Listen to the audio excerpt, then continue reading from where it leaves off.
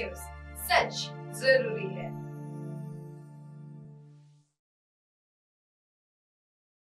दर्शकों नमस्कार, मैं हूं निशांत भाई। आप मुझे देख रहे हैं MNS न्यूज टीवी के स्क्रीन पर। आज मैं आपको जो मामला बताने वाला हूं वो मामला भी एक चौंकाने वाला और एक संगीन मामला है। वैसे तो यह मामला जो है गोंदिया जिले का ही मामला है। वैसे भी गोंदिया जिला अक्सर चर्चाओं में बना हुआ रहता है और वह चर्चाएं इसलिए बनी रहती है कि यहाँ की जो राजनीति है वह काफी गरमाई हुई राजनीति रहती है।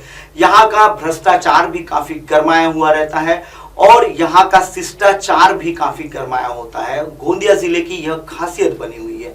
उसी की श्रृंखला में एक मैं आपको आज जो मामला बता रहा हूं, यह मामला रेखलाल छनलाल टेमरे करके एक व्यक्ति है। वह व्यक्ति भी कौन है, तो वह भारतीय जनता पार्टी का एक कर्मनिष्ठ कार्यकर्ता है, जिसके ऊपर गोरेगांव के ही पुलिस थाने में उस पर मामला दर्ज किया गया है। 284 नंबर का केस दर्ज किया गया है, जिसमें 3,78,00,000 रुपए की हेराफेरी का मामला है।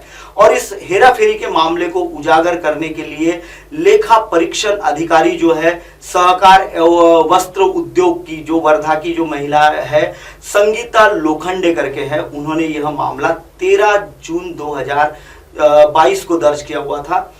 13 जून 2022 को मामला दर्ज होते बराबर 13 जून 2022 को ही रेखलाल टेमरे जो मुख्य आरोपी है उसकी गिरफ्तारी हुई थी। और उसकी गिरफ्तारी के बाद लगभग उसे 14 जून को न्यायालय में पेश किया गया, जहां उसे 20 जून तक के उसकी पुलिस हिरासत दी गई है। उसके ऊपर क्या क्या धाराएं लगी है वह भी मैं पहले आपको बता देता हूं। 406, 408, 409, 478, 476, 471 और 34 की यह धाराएं उसके ऊपर लगाई गई है। इसमें 34 की धारा इसलिए लगी हुई है क्योंकि इसमें और 23 आरोपी जो है वह भी उसमें आरोपी बनाए गए हैं, जिसमें ग्रेडर, संस्था के पदाधिकारी, ऐसे कई लोग हैं जो 23 लोगों को उन्होंने आरोपी बनाया हुआ है। इन आरोपी बनाने के पीछे का भी जो ये था कि उनकी इस पूरे मामले में सहयोगिता बनी हुई थी और यह पूरा मामला उनके सहयोगी के साथ में ही रेखलाल टेमरे ने इतने बड़े पैमाने पर यह भ्रष्टाचार को किया हुआ था।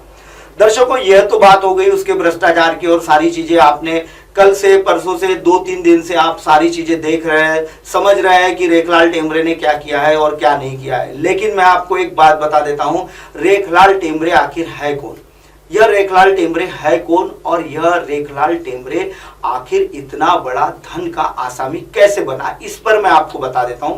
रेखलाल टेमरे एक भारतीय जनता पार्टी का छोटा मोटा कार्यकर्ता हुआ करता था किसी जमाने में। जिस जगह अभी आपको जो मेरे बाइकल वाले स्क्रीन पर जो ये कृषि केंद्र वगैरह जो उसका दिखाया जा रहा है, यह कृषि केंद्र वगैरह उसका किसी जमाने में हुआ नहीं करता था। छोटा मोटा ऐसा काम करने वाला आदमी था। इसने नेहरू सहकारी भात गिरनी जो है उसका इसने जिस दिन अध्यक्ष पद हासिल किया, लोगों के बीच में जाकर इन्होंने बड़ी चालाकी से लोगों का अपनी तरफ विश्वास जीता। उसके बाद उसकी दुकानदारी शुरू होती है।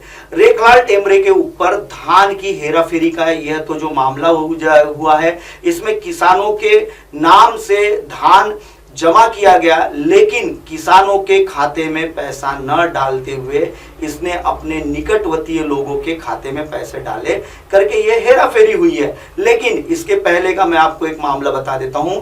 कई जगह इन्होंने जो धान लेने का काम करते हैं और जहां यह सहकार जो किसानों के तरफ से जो सहकार संस्था के इसमें जो धान आता है, समर्थन मूल्य में यह धान सरकार खरीदती है। इन लोगों के, इन जैसे भ्रष्टाचारियों के सहकार में खरीदती है सरकार, इसलिए सरकार विफल भी होती है। सरकार विफल होने का एक कारण यह भी होता है क्योंकि जो निचले स्तर के जो लोग होते हैं या कार्यकर्ता होते हैं वो पार्टी की छवि को बदनाम करते हैं और बहुत कुछ सारी चीजें करते रहते हैं।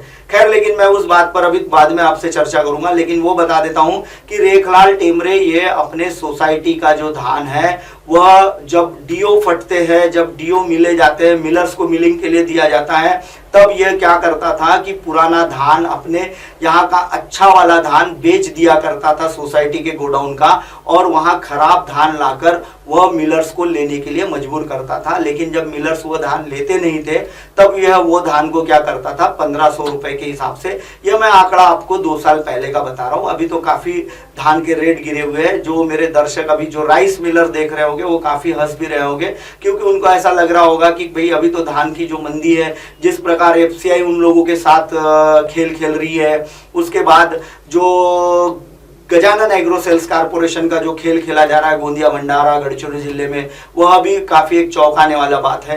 लेकिन मैं पहले आपको बता दूं रेखलाल टेमरे आखिर है कौन। रेखलाल टेमरे यह सहकारी संस्था का एक अध्यक्ष बनता है। अध्यक्ष बनने के बाद इसने सबसे पहले यह कृषि केंद्र शुरू किया। कृषि केंद्र शुरू करने के साथ ही साथ किसानों से रिलेटेड ही काम यह करते रहा।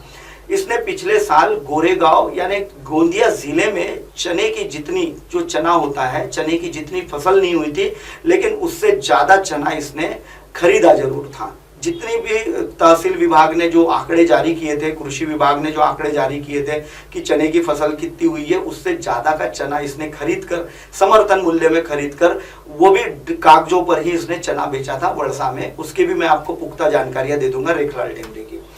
दर्शकों, फिलहाल मैं आपको और एक चौंकाने वाली बात बताता हूं।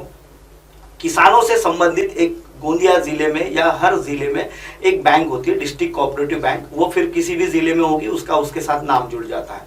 Gondia district cooperative bank Gondia की जो है उसकी एक शाखा है गोरेगांव, उसका यह संचालक भी बना हुआ है।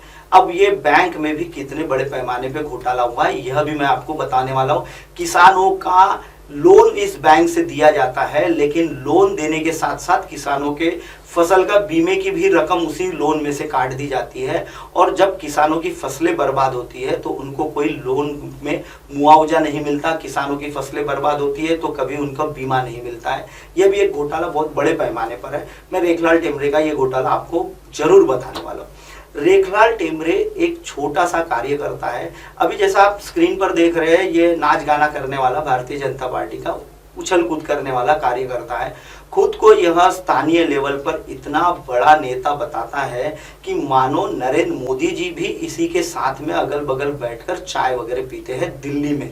ये इस तरीके का आचरण करने वाला आदमी है और इसकी यही आचरण करने की नीति। अब आपको मैंने जब इतनी सारी जानकारियां दर्शकों को बता दी है तो यह भी मामला मुझे पता चल गया होगा, राष्ट्रवादी का इसमें हाथ है या कांग्रेस का इसमें हाथ है या भारतीय जनता पार्टी का। तो दर्शकों को बता दूं कि यह जो कंप्लेंट करने वाले भी जो कार्यकर्ता है, जिन्होंने यह कंप्लेंट भिजवाई थी, जो रजिस्टर्ड ऑफिस में जहां इनकी संस्था के ऊपर जांच करने का जो आदेश दिया गया था, वह भी कंप्लेंट करने वाला भारतीय जनता पार्टी का ही व्यक्ति है।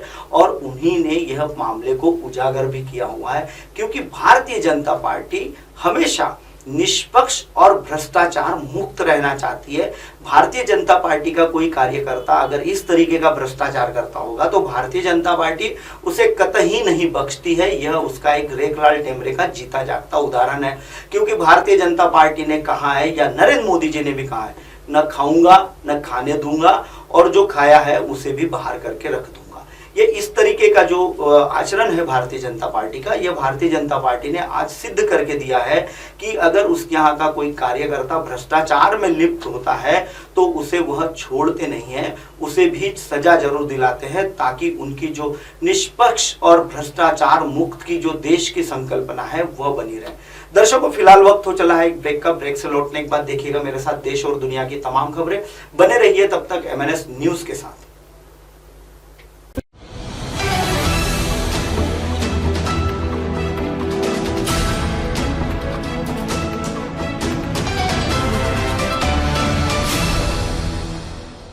ये है MNS न्यूज नेटवर्क और आप देख रहे हैं MNS न्यूज।